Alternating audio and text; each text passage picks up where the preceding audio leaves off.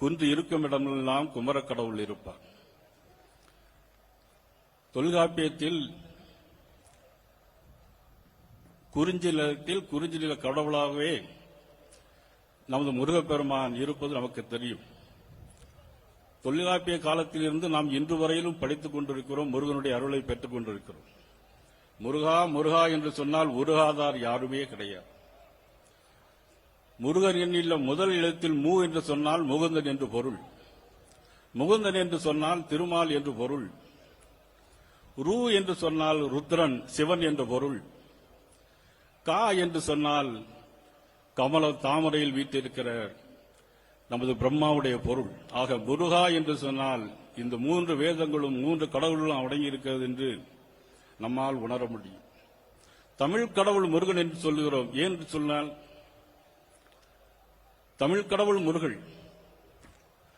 அந்த மூ ரு கா என்பதில் மெல்லினம் இருக்கிறது, இடையினம் இருக்கிறது, வல்லினம் இருக்கிறது. ஒரு பெரும் தத்துவத்தின் சாரெடுத்து நல்ல ஓமெனும் மந்திரத்தின் பொருளுரைத்து தந்தைக்கு உபதேசம் செய்தமலை எங்கள் தமிழ் திரு நாடு கண்ட சுவாமி மலைன்னு சொல்லியிருக்கிறோம். அதுதான் அப்பனுக்கு பாடம் சொன்ன சுப்பையா முருகன். சொக்கநாதர் பூமியில் இருந்து நாம் இன்றைக்கு ஒன்று கூடியிருக்கிறோம். ஆலவாய் நகரம் என்று அழைக்கின்ற அன்பான நகரம் இது.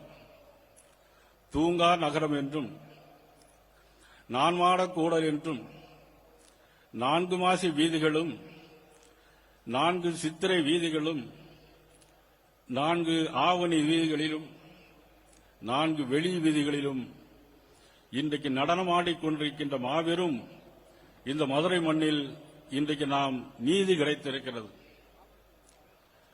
ஆனால் கண்ணகிக்கு பாண்டியம்மனிடம் நீதி கேட்டாள். யானோ அரசன் யானோ கள்வன் என்று மாய்ந்தான். கண்ணகிக்கு நீதி கிடைத்தது. தமிழ்நாட்டில் நமக்கு நீதி கிடைக்கிறதோ இல்லையோ, நீதிமன்றத்தில் நமக்கு இன்றைக்கு நீதி கிடைத்திருக்கிறது. வெற்றிவேல் முருகனுக்கு, வெற்றிவேல் முருகனுக்கு. முருகன் என்று சொன்னால் அழகு என்ற பொருள். முருகன் என்று சொன்னால் அழகு என்று பொருள். தொல்காப்பியத்தில் 10 பாட்டு இருக்கிறது. 10 பாட்டில் முதல் பாடல் நக்கீரனால் உருவாக்கப்பட்டது திருமுருகாற்றுப்படை. திருமுருகாற்றுப்படையில் ஆற்றுப்படுத்துதல் என்று சொன்னால் இன்னைக்கு அந்த மதுரை மண்ணிற்கே மிகப்பெரிய பெருமை. அது மட்டுமல்ல, அருணகிரிநாதரை பற்றி நாம் அனைவருக்கும் தெரியும். அருணகிரிநாதருடைய வரலாற்றை படித்து பார்த்தோம் என்றால் அது சற்று வித்தியாசமாகத்தான் இருக்கும்.